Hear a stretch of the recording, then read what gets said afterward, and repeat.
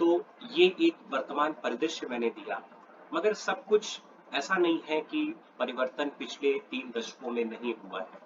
बहुत सारे प्रयास भी किए गए हैं, चाहे वो व्यक्तिगत तौर पे, पारिवारिक तौर पे, सामाजिक तौर पे हो या सरकारी नीतियों के तौर पे हो। तो अगर हमें एक आकलन करना हो, एक मूल्यांकन करना हो कि भारतीय परिवेश में महिलाओं की क्या स्थिति है, तो महिलाओं की सामाजिक आर्थिक स्थिति का व्यापक आकलन करने के लिए हमें कई पहलुओं पर ध्यान देना आवश्यक है, जिनमें महिलाओं की जो सेल्फ परसेप्शन है, यानी महिलाएं स्वयं अपनी इमेज के बारे में क्या सोचती हैं। अगर ये प्रश्न किया जाए तो बहुत से लोग मेरे ख्याल में ये मानेंगे, जरूर मानेंगे, कि जो महिलाओं की खुद के बारे में, खुद की छवि के बारे में एक परसेप्शन था, वो काफी चेंज हुआ है।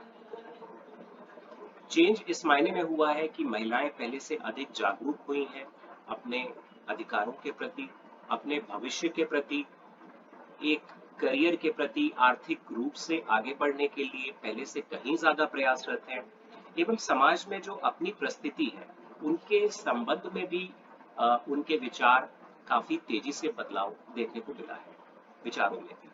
तो ये एक पहला क्राइटेरिया है। दूसरा, समाज में क्या बदलाव आया है, मतलब महिलाओं को समाज किस रूप में देखता था और अब कैसे देखता है, क्या उसमें कोई बदलाव देखने को मिला है?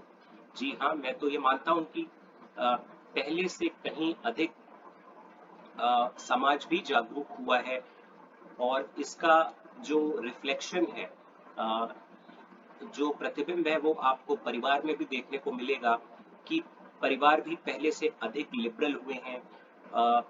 कहीं ज्यादा स्वतंत्रता बालिकाओं को शिक्षा के क्षेत्र में या अपने निर्णय लेने के लिए उन्होंने दिए हैं। तो एक तरीके का जो परसेप्शन, सोशल परसेप्शन था, वो भी चेंज हुआ है।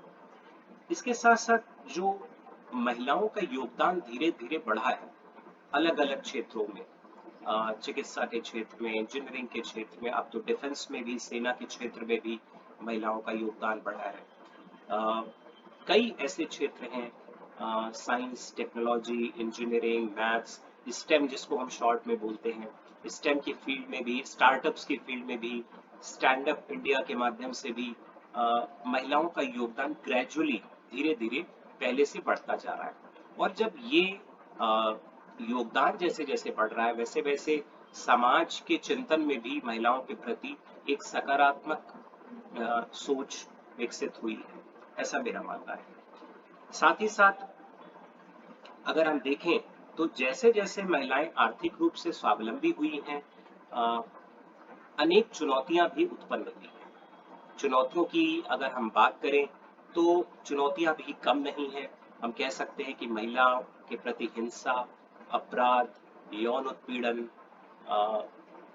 कई तरीके की असमानताएं, डिस्क्रिमिनेशन, पक्षपात, ये भी बढ़ा है अलग अलग कार्य क्षेत्रों में।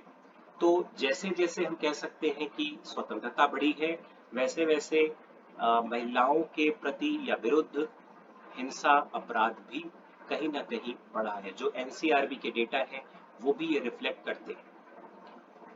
तो अब बात आती है कि इस परिदृश्य में भविष्य का मार्ग क्या है, उस पे हम आगे चर्चा करेंगे विस्तार से।